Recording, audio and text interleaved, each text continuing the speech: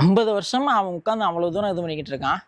அவனுக்கு ஏதாச்சும் நீங்கள் செஞ்சீங்களா? எத்தனை எம்எல்ஏஸ் மாறி இருப்பீங்க, எத்தனை எம்பிஸ் மாறி இருப்பீங்க? ஆ, ஏதாச்சும் ஒரு ஆக்ஷன் நீங்கள் எடுத்தீங்களா? இல்லை. நாங்கள் அதை செஞ்சோம் இதை செஞ்சோம் எதையுமே நீங்கள் செய்யலைன்னு தான் நான் சொல்லுவேன். ஒரு மக்களுக்கான ஒரு பாதுகாப்பு கொடுக்க முடியலன்னா நீங்கள் எல்லாம் என்ன ஒரு அரசியல் நடத்துனீங்க, ஆட்சி நடத்துனீங்க?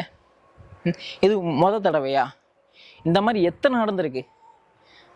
இந்த உங்கள் கைகூலிகளான உங்கள் சேனல் சன் டிவி, அவன் ஒரு பத்திரிக்கை அப்படிங்கிற ஊடகத்தை அவன் செய்திங்கிறத எதுக்கு அவன் பண்ணுறான், நடத்துகிறான்?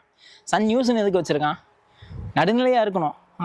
உங்கள் பிறந்தநாளை ப்ரொமோட் பண்ணுறதுக்கும் நீங்கள் எப்படி சொல்கிறது, போர்க்கால அடிப்படையில் நீங்கள் செயல்படுத்துகிற அந்த திட்டங்களை சொல்கிறதுக்கும் தான் அந்த வெண்ணே இருக்கான். அவன் வேறு எதுக்குமே லாய்க்கில்லைன்னு தான் நான் சொல்கிறேன். மீடியாங்கிறதுக்கு அவனுக்கு அந்த வார்த்தைக்கான அர்த்தமே தெரியாது. அவனை பொறுத்த வரைக்கும் நாடகம் என்ன, படம், ஃபிக்ஷன், நான் ஃபிக்ஷன், இது நம்ம சொல்லிட்டு போயிடலாம். என்ன இது இப்படி நம்ம இது பண்ணிட்டு போயிடும்.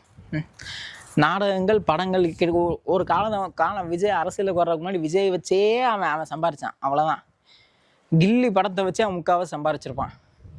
இதை தவிர அவன் மீடியாங்கிற பேச்சுக்கு சொல்லுக்கு அவனுக்கு அர்த்தமும் தெரியாது. அவன் அருகதையும் அவனுக்கு கிடையாது சொல்கிறதுக்கு. உங்களோட ப்ரொமோட்டர்ஸ் டிஎம்கேவோட ஒரு ப்ரொமோட்டர் தான் அவன்.